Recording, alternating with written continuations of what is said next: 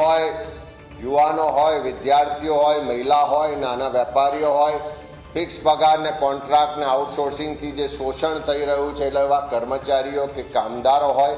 ખેત મજૂરો હોય કે સમાજના વિવિધ વર્ગ ને સમૂહના તમામ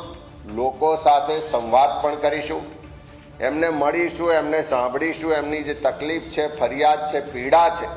એને પ્રત્યક્ષ મળી અને અનુભવીશું પણ ખરા અને સાથે સાથે એનો અવાજ બનવા માટેનો કાર્યક્રમ લઈને આગળ પડાવીશું. પ્રજાનો કોઈ અવાજ સંભળાતો ના હોય, આખી દાદાની સરકાર ખાડે ગઈ હોય, કોઈ જાતનો અંકુશ ના રહ્યો હોય, એવા સંજોગોમાં પ્રજાની જે તકલીફ છે, પ્રજાની જે પીડા છે, જે સમસ્યાઓ છે, પ્રશ્નો છે, જે આક્રોશ છે